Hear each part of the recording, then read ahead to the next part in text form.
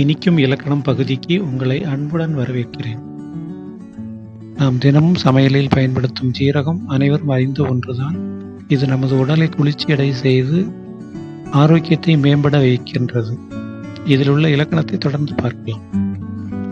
தமிழர்கள் எப்போதும் உணவை நாவின் சுவைக்காகவோ ருசிக்காகவோ உண்டதில்லை, உடலின் ஆரோக்கியத்திற்காகவும் அதன் மேம்பாட்டிற்காகவும் மட்டுமே பயன்படுத்தி வந்தனர்.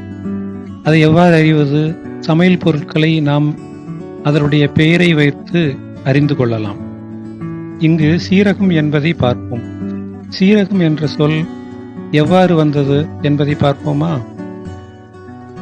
சீர் கூட்டல் அகம் சீரகம் என்று சொல்லலாம்.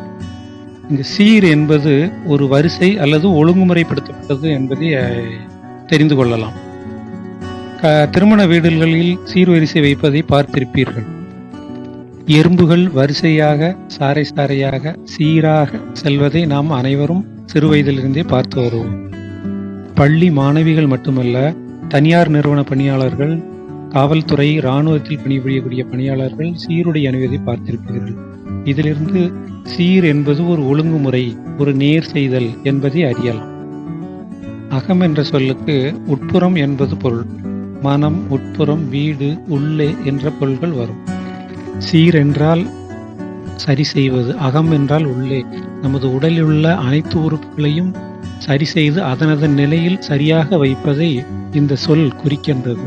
சீரகத்தை பற்றி இணையதளத்தில் தேடினால் அதன் நன்மைகள் ஏராளம் கிடைக்கும். ஆனால் அதற்கு சரியான ஒரு சொல்லை நம் முன்னோர்கள் எவ்வளவு அழகாக சுருக்கமாக அதன் குணமறிந்து வைத்திருக்கிறார்கள் பார்த்தீர்களா? இதுபோன்ற சொற்களை நாமும் தேடுவோமே. நன்றி, வணக்கம்.